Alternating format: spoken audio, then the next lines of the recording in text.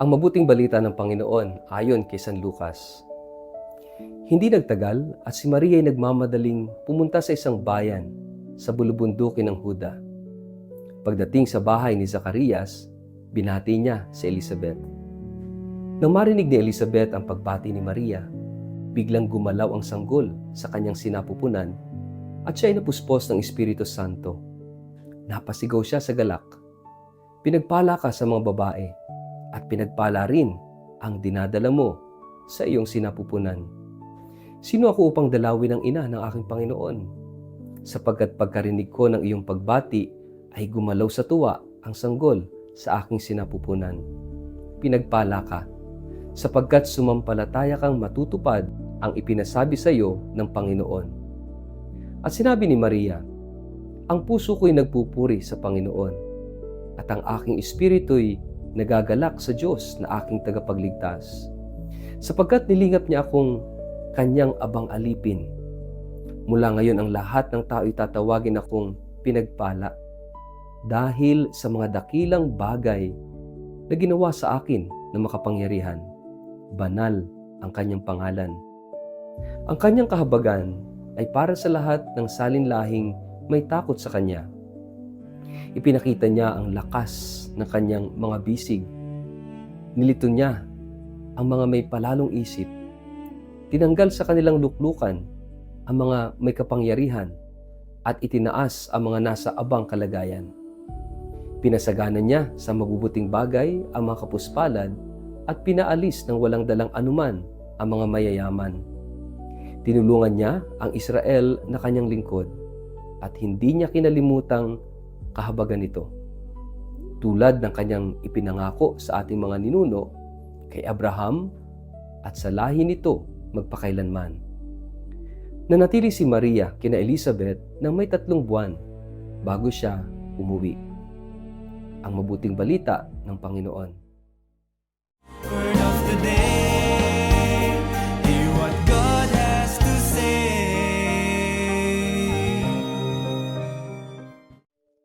Mapagpalang araw po sa inyong lahat. Kumusta po kayo? Ang ating word of the day ay pag-asa. Ano ang dinadala mo sa mundo? Sa bawat araw na tayo ay lumalabas ng ating tahanan, may dala tayong isang bagay. Maaring dala natin ang ating mga alalahanin, mga pangarap, mga sugat, o mga tagumpay.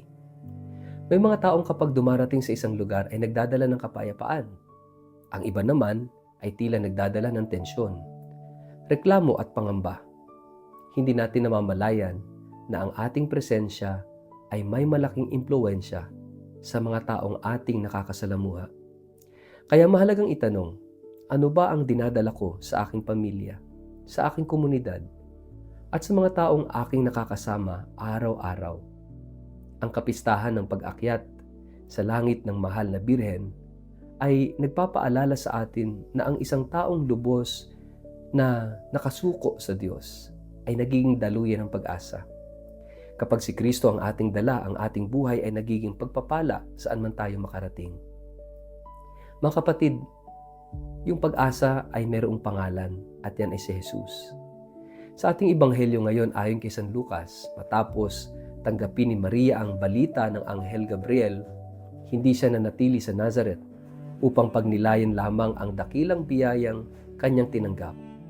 Kaagad siyang naglakbay patungo sa kabundukan ng Huda upang dalawin ang kanyang pinsang si Elizabeth.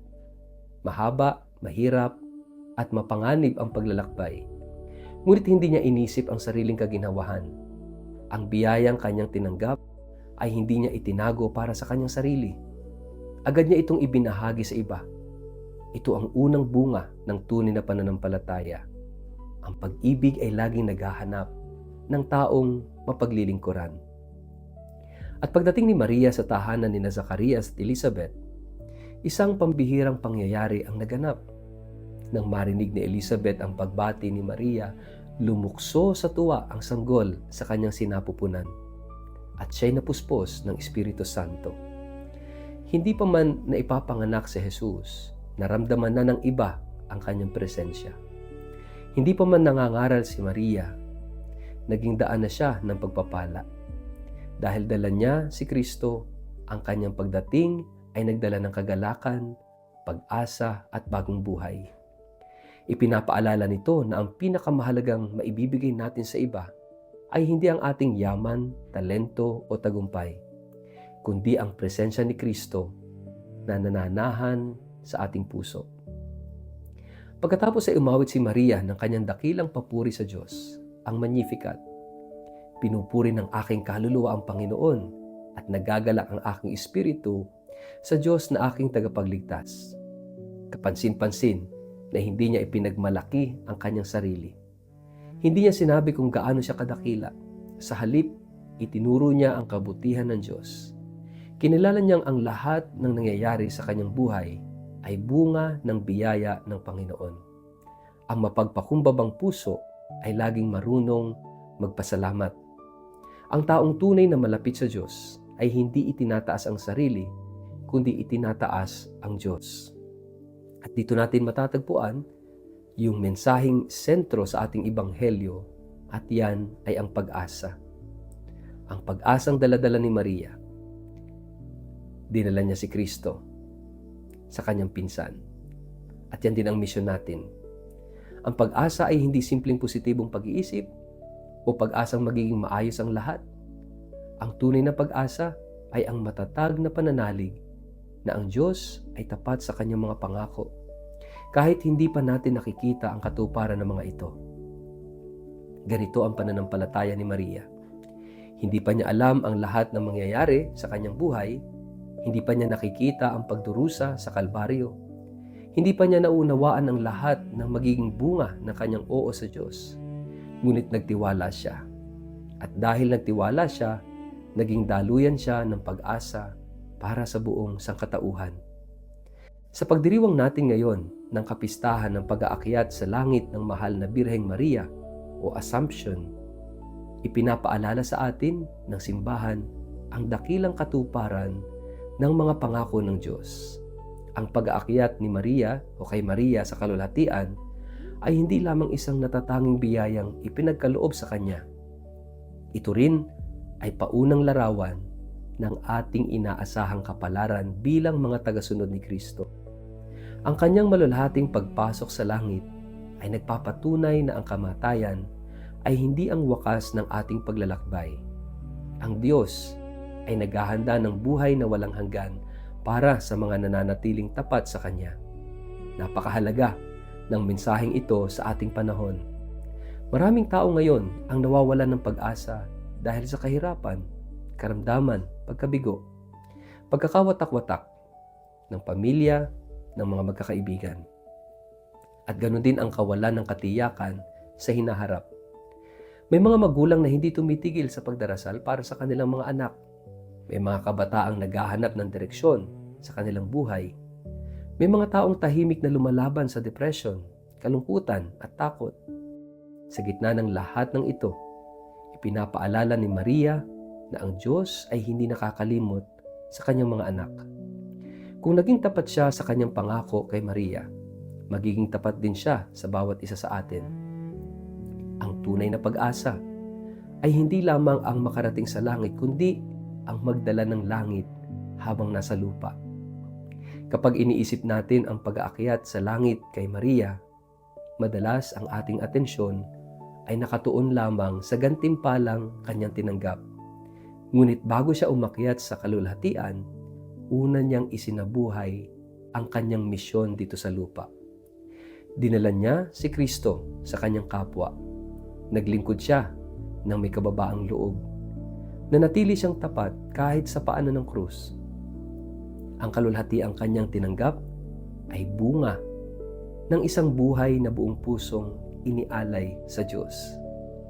At ganito rin ang paanyaya sa atin. Hindi tayo tinatawag na maghintay lamang ng langit. Pagkatapos ng ating kamatayan, tinatawag tayong magdala ng langit sa mundong ating ginagalawan. Sa bawat pagkakataong nagpapatawad tayo, nagdadala tayo ng langit. Sa bawat pagkakataong nagpapalakas tayo ng loob ng isang nawawalan ng pag-asa, nagdadala tayo ng langit. Sa bawat pagkakataong nagmamahal tayo ng walang hinihinging kapalit, nagdadala tayo ng langit. Tulad ni Maria, ang ating buhay ay dapat maging daan upang maranasan ng iba ang presensya ni Kristo. Sana, ito yung hamon sa atin. Maging daluyan ng pag-asa tulad ni Maria.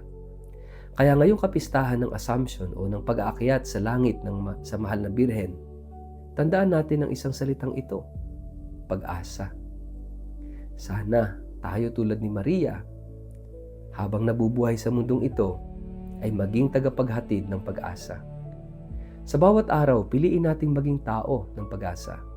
Huwag tayong maging tagapagkalat ng takot, galit, at panghihina ng loob. Sa halip maging daluyan tayo ng kapayapaan, pag-ibig at pananampalataya. Tulad ni Maria, dalhin natin si Kristo saan man tayo magpunta, sa ating pamilya, sa ating trabaho, sa ating komunidad, at sa lahat ng taong nangangailangan ng pag-asa. Kapag ang ating puso'y puno ni Kristo, ang ating presensya ay magiging pagpapala sa iba. At habang tinatahak natin ang ating paglalakbay sa mundong ito, huwag nating kalilimutang ang ating tunay na tahanan ay nasa piling ng Diyos. Ang pag-akyat kay Maria sa langit ay paalala na ang ating kwento ay hindi nagtatapos sa paghihirap, kundi sa kalulhatian. Ang Diyos ay tapat sa kanyang mga pangako. At ang bawat pusong nananatiling nakakapit sa Kanya ay makikibahagi rin balang araw sa Kanyang walang hanggang buhay. Kaya mga kapatid, napakainam na tayo ay magtanong sa ating sarili, magnilay. Sa aking pang-araw-araw na buhay, ako ba ay nagiging daluyan ng pag-asa at presensya ni Kristo tulad ni Maria?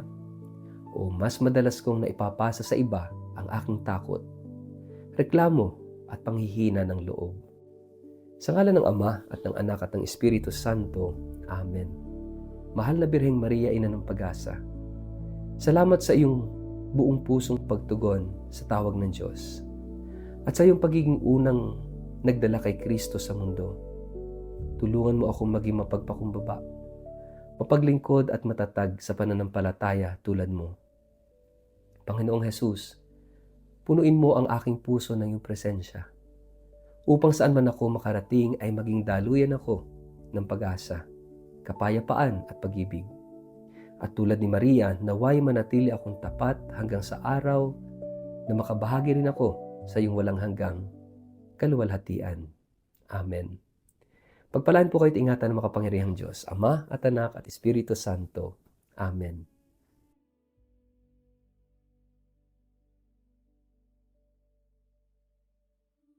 Maraming salamat po sa inyong panonood. Kung ang ating Word of the Day ay naging daan upang kayo'y mapalapit sa Diyos, magkaroon ng pag-asa o makatagpo ng inspirasyon sa inyong buhay, inaanyayahan ko po kayong i-like, i-follow at i-subscribe ang ating channel.